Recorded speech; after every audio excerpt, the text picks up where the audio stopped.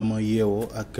je sais pas pourquoi mais une pensée forte à l'endroit de ces Sénégalais yoo xam ne depuis quelque temps ils traversent des difficultés liées à une perte d'emploi. J'en connais des gens yoo xam ne yu ma jege lañ surtout yu nekkoon ci régime bi fi nekkoon ils traversent des difficultés, d'énormes difficultés. Ils s'y attendaient pas, donc moom mooy loolu c'est compliqué de leur part, donc on compatit et di ñaan yàlla ubbi beneen bunt parce que su tëjee fenn mën na tijji faneen pour le bien de toute leur famille, parce que c'est des pères et mères de famille qui sont dans la souffrance. Donc di nuyu mbokk yi nuyu également Pape Malick mi nga xam ne moom laa bokkal ci plateau bi. ñu ngi lay jaajëfal Kajoor, c'est une pensée noble, vraiment la situation elle est très très compliquée ci ñi nga xam ne dañ leen a daal on compatit, xam nañ nu mu méttee trop ki nga xam ne mooy Pape Malick Thiam mi ngi si plateau bi aussi. Pape Malick nuyu nañ la dalal la. maa ngi lay fay Amadou, maa ngi nuyu téléspectateurs yëpp amaat naa mbégte boo xam naa sax j'ai quitté tout à l'heure amaat mbégte aussi di nuyu Kajoor Cissé aussi ak tous les téléspectateurs yi nga xam moo ñuy seetaan. mais sànq mu la bëggoon kii quoi mais gars yi nee nañu lu sëgg quoi si téléphone bi mu bëggoon jox affaire bi mais xanaa tey di nga ko bàyyi moom mu noppalu ko nga bañ ko perturber. ki daf maa jaaxal foog nga wax loolu rek ci suuf. Pape Malick y a des choses yoo xam ne ci suuf lay xewee. kenn du ko fësal ci kaw. way bu këpp gaal kenn du ko woy si tefes. kenn du ko woy ci tefes.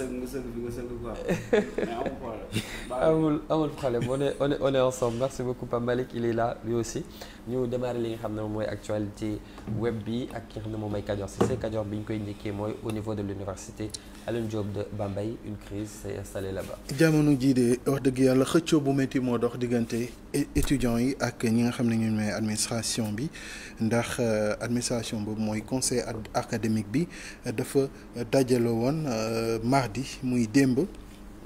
ngir daal di séq waxtaan, waaye bañ ci jógee nag dañu daal di jël ay dogal yu am solo yoo xam ne mu ngi ngir faire face ak li nga xam ne moom mooy yëngu-yëngal yoo xam ne ndongo yi tàmbali nañ ko depuis 27 avril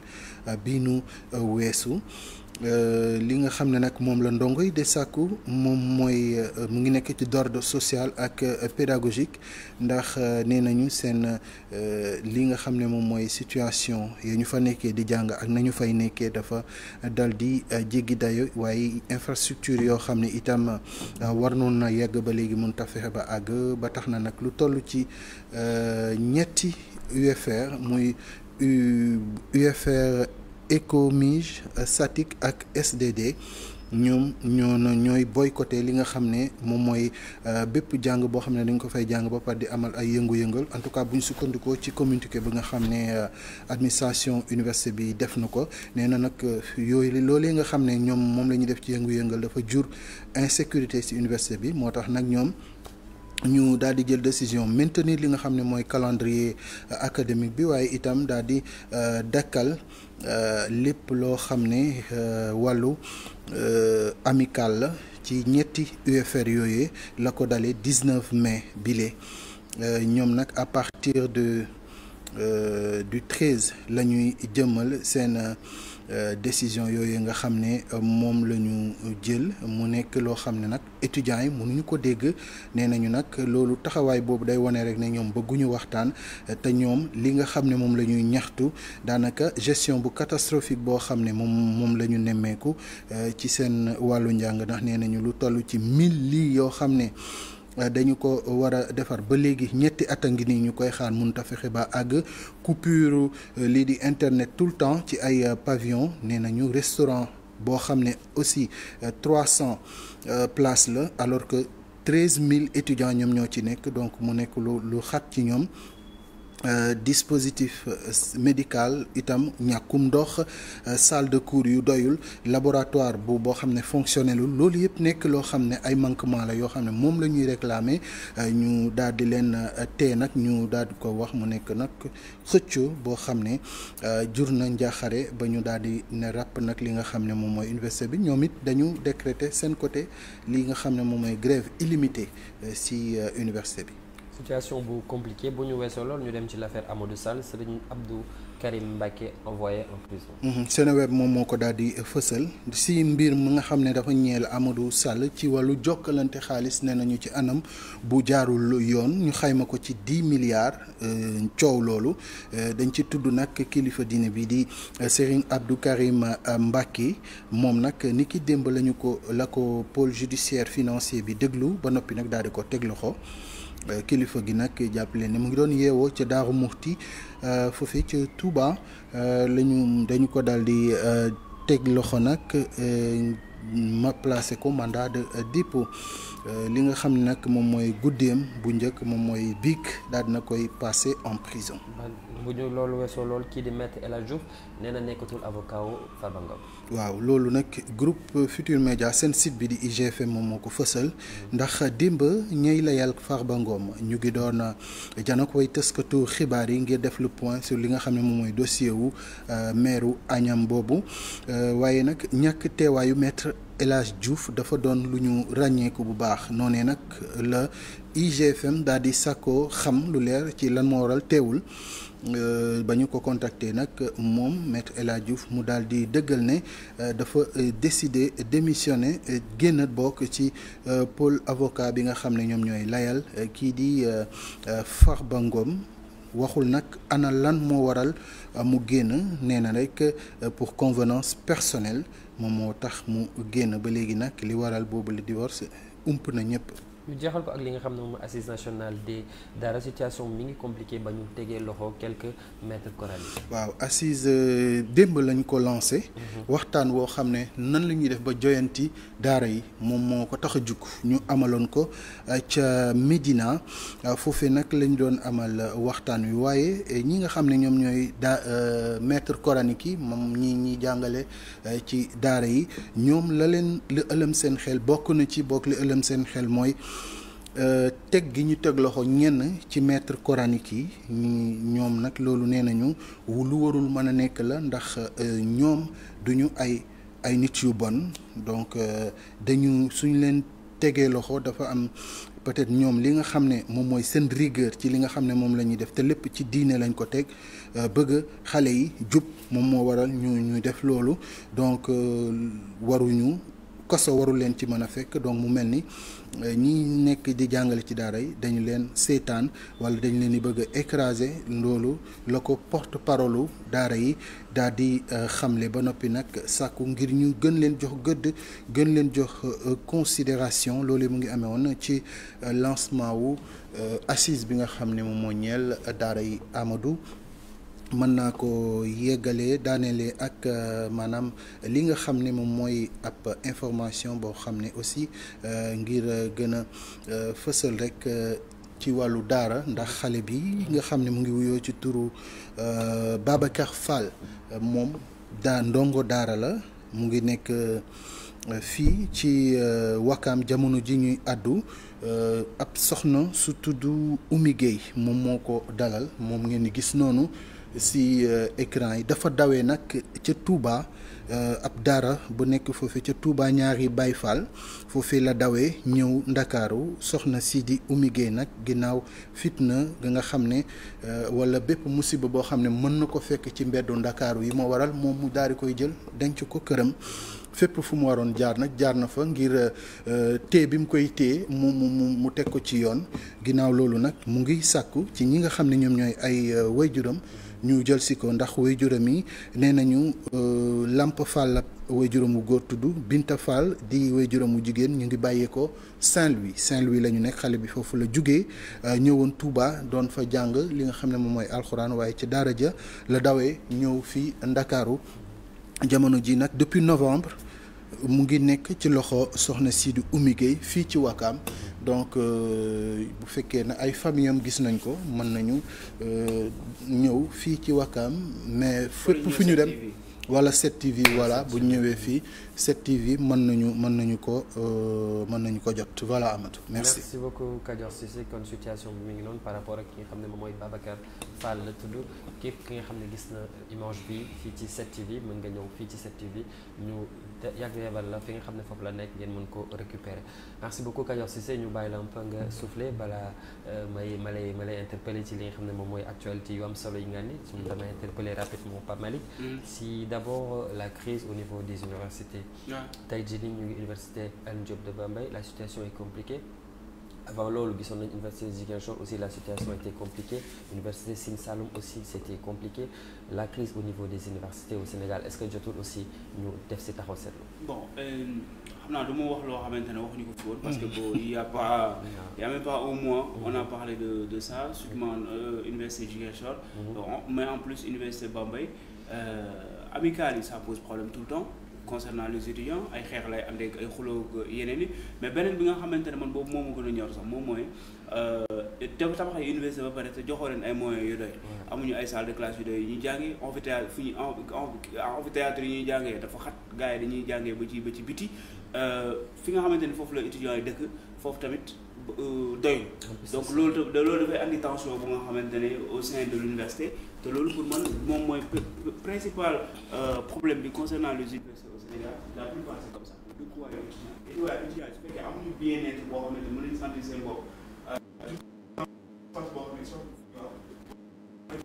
yeneen nag boo pour man yooyu ay aspect étudiant la et puis pour man autorité universitaire parfois dañuy laqatu ci ay affaires yii nii di dagg ay amicales ak affaires yooyu noonu alors que affaire bi c'est beaucoup plus profond que ça xam nga étudiant bi ba condition de vie yi nga xamante ne moom lay nekk su fekkee rek la wuloo ko ay coow rek lay jur parce que je ne pense pas que par exemple étudiant boo xamante ne il vit pleinement mu ngi ci cadre boo xam ne cadre bu idéal dina tal leneen lu ñu ay amicales ak yu ma xamul parce que université ay amicales yooyu yóbbu la fa jàng moo la fa yóbbu loolu c'est la première chose voilà leneen li nag moom mooy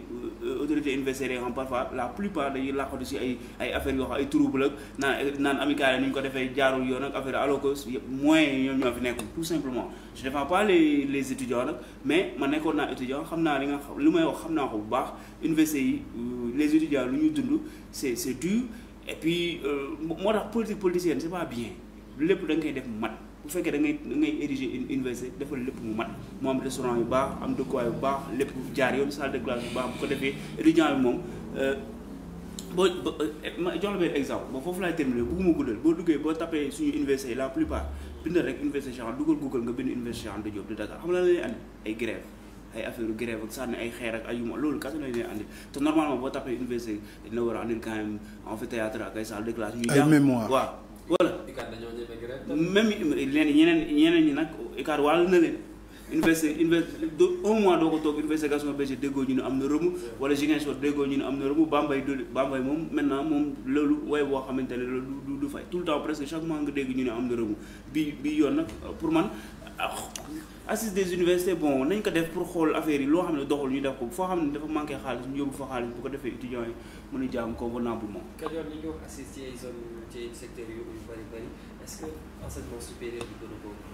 maa ngi la ko doon wax en coulisse léegi ma ne la assise yi ñuy def noonu fii de enseignement supérieur amul lu ko gën a yittewoo assise assise de l'enseignement supérieur et de la gestion des universités yaakaar naa ne loolu urgent la parce que on est en train de sacrifier beaucoup de générations te c'est des générations yoo xam ne on ne sait pas après lan la ñuy mujjee parce que y a des centaines d'étudiants yoo xam ne pourtant amoon nañu rêve de poursuivre leurs études mais tey jii ils sont passés à autre chose parce que face à une situation boo xam ne ça ne facilite pas ça ne permet pas nga continuer ay études mais doo perdre ce temps pendant des années da ngay dem xool leneen et tu vas le faire contre ton gré te loolu noonu c'est inadmissible tey jii boo xoolee li nga xam ne moom la étudiants yi di revendiquer nii c'est légitime c'est-à-dire que on se retrouve si restaurant boo xam ne 300 places lay jël pour 13 000 personnes 300 places pour 13 000 personnes. Toi, tu es bien placé pour xam ko parce que foofu nga génne. Nous, on a été à l'UCAD, mais pratiquement même chose la da ngay ñëw pour añ léegi sax tane na mais au début mën nga ram pendant 40 minutes juste balaa ngay dugg pour voilà balaa nga alors que yow yaa ngi war a añ vite fait pour mën a dem defi cours donc c'est compliqué nga ñëw on te dit déjà tey ñii boo xoolee cours yëpp léegi les gens ne peuvent plus se passer de la connexion internet de l'internet yow nga ñëw jël pavillon yi nga couper internet yi yëpp les gens ñëw pavillon yi ñu nekk foofu dans la promiscuité ak yeneen structures yu bëri ndox amul. étudiant yow nga war a xëy dem sangu jàngi amuloo ndox boo sangu c'est-à-dire que c'est des choses élémentaires yoo xam ne serait-ce que loolu rek war na mën a tax nit ma donc étudiants yi wax dëgg yàlla ku leen yërëmul. doo la ŋaññ parce que li ñu cité yëpp. c'est juste pour améliorer leurs conditions de vie et d'études. C'est aussi simple que ça. Maintenant que les gens prennent leurs responsabilités, que ñu xam ne parce que on a voulu faire dans les chiffres, on a mis en place tant d'universités. Mais va voir ces universités là, c'est des coquilles vides. Parce que yow samp nga fa université, il y a aucune infrastructure boo xam ne moom mooy permettre à ce que ñu am foofu ay études yu adéquates. Donc loolu noonu ban façon carrière wala ban façon avenir estudiantin la ñu nekk di créer suñu ces générations là. Des gens ils vont partir faire autre chose te loolu noonu c'est pas normal. C'est des jeunes yoo xam ne ñun c'est cette force qu'on a. La jeunesse bi nga xam ne moom la ñu am ñëpp xam nañ ko léegi le nouveau régime là xam na ni bu comptewuloon ci ay jeunesse am konoon du fi yegg fu mu yegg nii. Donc ça veut tout dire pour que ñu mettre tout l'accent et tous les efforts qu'il faut dans ces universités là yoo xam ne chaque année ñu ngi fay dugal ay jeunes te les infrastructures ne sont pas là. Ils vont aller là-bas pour développer te doo fa gis benn responsable politique boo xam ne doomam day dem foofu. nañu waxante dëgg. Ils se partagent les bourses là jox ko seen doom yi ñu dem jàngi. Pendant ce temps ñii ñu nekk fii doomu jàmbur baadoo lay nekk ci université c'est pas bien ça. Non, je connais très bien l'université Alioune Diop de Bambey li nga xam ne moom la étudiant yi di laaj je pense que ne méttiwul foofu noonu c'est-à-dire bu ñu waree lekk bu ñu waree dem jàngi am aussi fu ñu fanaan am accès à l'eau am accès au transport loolu kese Amadou li rek war na tax ñun suñu milliards yi ñu sàcc ñu delloo ko ndax dañ ko soxla quoi tamit dañ ko soxla ay dirigeants yu jub moom yii rek nga doo kajose mu ngi doon wax naan ay kii connexion am na ñoo xamante ne dañ leen di jox budget de di defar connexion de pour université bi yëpp de mais xam nga affaire yi dafa am ay catégorie dañ leen moom xam nga lan mooy objectif bi mooy étudiant bu taal na ne lii wifi la rek mais wifi bi du mës a ñëw mais di nga am wifi mais wifi nga am justification ñu ni wifi la nga jël xaalis bi yëpp dóor ko da nga koy capter rek waaye du capter rek mais du mës a ñëw suñu milliards yi moom foog ñu indiwaat ko xam nga fu ñu ko suul Kajoor nee na suñu milliard du reste peut-être am nañ ci benn actualité mais je pense que les assises nationales aussi des daara aussi war nañ ci mën a wax parce que Kajoor on parle trop de la politique ci réew mi il y a d'autres priorités yi nga xam ne aussi war nañ ko mën a laal Pape Malick sur l'assise nationale des daara c'est une bonne chose waaye maître coranique yi ñu ngi interpellé aussi ci li nga xam ne mooy seeni homologue yi nga xam ne dañ leen a jàpp. y a beaucoup de maîtres coraniques yoo xamante man dalal naa leen fii il y a 2 semaines. mooy président bi y a beaucoup ma xool ñan la dem nee na am na Sénégal yëpp am na 33 ñoo xamante ne loolu c'est beaucoup quand même. 33 maîtres coraniques yoo xamante ne actuellement ñu ngi prison ñu ngi toppee ay affaire harcèlement sexuel ak affaire yooyu noonu la ñu toppee bon xam naa nag c'est un peu prétentieux nag nga ne.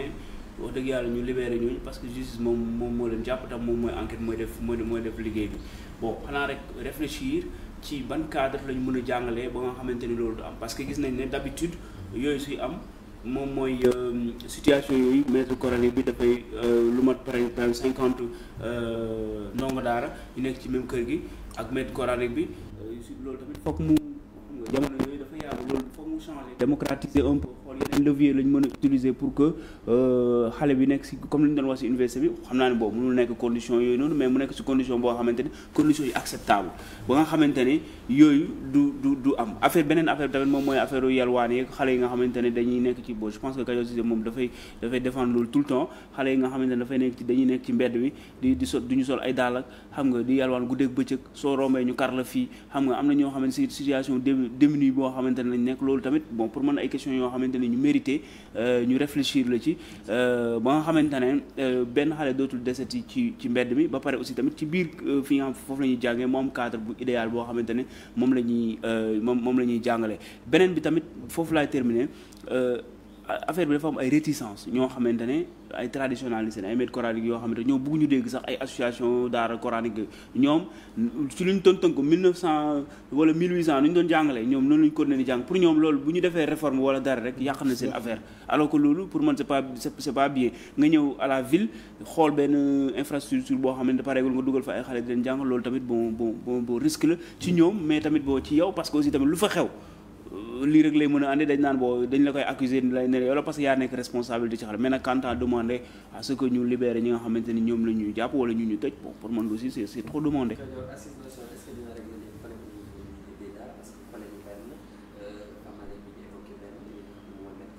jàpp mais aussi li nga xam ne moom mooy pédophilie bi ak aussi les viols aussi ça existe au niveau. mën na nekk un bon début de solution. Parce que dès l'instant où il y a la réflexion boo xam ne de manière inclusive lañ ko defee ba ñëpp ñëw toog ñu ciy yëngu yëpp toog ci waxuma nag ñu koy defee business ñëpp ñëw toog si yaakaar naa ne c'est un début de solution. Volonté bi affiché wu et que chacun y met du sien aussi yaakaar naa mën na nekk maintenant. li nga xam ne c'est tout heureux j'ai été très heureux de voir que ci seen waxtaan démb ils ont mis en avant aussi li nga xam ne moom mooy mendicité bi Pape Malick mu ngi koy soulever léegi dañu déterminé pour faire face à ça éradiquer mendicité bi on veut bien que loolu continue parce que ça fait partie aussi de mendicité ba woon ay jamono il y avait pas assez de les gens n'étaient pas les enfants n'étaient pas aussi vulnérables que ni ñu ko nekkee donc on pouvait se le permettre et puis dans certaines zones ci ay villages wala jàmm ci yenn dëkk yi yooyu mën nañu xëy dem mendier moo xam te bu boobaa loolu ñuy lekk lay doon après ngoon ñu ñëw jàng guddi ñëw jàng wala dara mais fii c'est-à-dire que toute la journée yaa ngi gis xale ci mbedd yi guddi yaa ngi leen di gis ci mbedd yi après tu te demandes à quel moment la ñuy jàngi donc ça c'est un problème jàng moom defatuñ ko moom donc là aussi c'est des réflexions yoo xam ne dinañ ko mener ensemble ak ñoom wax dëgg yàlla nag ñu am solo la ñu ci réew mi parce que on est une population en plus de 95% de musulmans donc su fekkee ne religion yaa ngi jàngal sa doom ba pare base éducation nga tënk ko ci diineem loolu chance la pour mu mën a nekk nit ku baax donc ñoom vraiment ils jouent un rôle boo xam ne bu important la bu ñu war a accompagner maintenant quant à ñi nga xam ne ñoom ñoo nekk ci prison yi aussi ñu bàyyi leen moi j'avais trop mal pour le cas Imam Ndao par exemple dem ci yàlla jàll na ko yàlla yërëm c'était pas normal et tout et finalement relaxé nañ ko avec tout le temps qu'il a fait là-bas mu yàqu bi ça a été une image boo xam ne baaxul ci diggante Sénégal ak gouvernement ak li nga xam ne moom mooy daara yi par contre gis nañ fi ay ñoo xam ne dañoo jengoon xale xaw ma jeng lañ ko xaw ma pieds et mains liés torturer xale bi ba xale bi kenn xamul nu mu mais loolu c'est pas ñu baal ma mais loolu du jàngal kii loolu du pour teg nit ci yoon wala nga dajale ay xale di leen sàkku gis nañ ko fii nii le gars une dizaine de jeunes filles yoo xam ne ñoom ñëpp ci benn endroit bi le gars kooku noonu boo jugee na nga ne kooku nañ ko bàyyi mu ñëw aussi ça va être compliqué wala ay koo xam ne aussi yàggu rek dégg nañ ko koo xam ne ay ndongoom yu góor aussi ñoom la doon sàkku bon c'est dégueulasse en fait d'en parler te loolu noonu du c'est pas seulement chez les daara parce que même chez nous aussi on a eu des cas pareils yoo xam ne c'est des religieux yoo xam ne tey ñu ngi leen di toppee fu nekk pour abus sexuel bon ces gens là aussi ils n'ont rien à faire dans la religion nañu waxante dëgg bu fekkee yow da nga war a éduquer ba pare yow nga am genre comportement boobu vraiment tu ternis l'image de cette corporation là te loolu noonu aussi bu ñu nekkee prison ñu ne nañu génn c'est des délinquants qu'on va ramener encore ñu nekkaat si kaw xale yi te ça c'est pas sérieux te je pense pas que cette demande sax dina prospérer parce que ñi nga xam ne dañ leen a jàpp au niveau des tribunaux au niveau des prisons je pense que ni la justice am na ay charges yoo xam ne yu leer pour mën leen a téye foofu noonu merci beaucoup Kajoor Cissé on va enchaîner avec l'actualité politico-économique Pape Malick Thiam lay doon tout juste après le jingle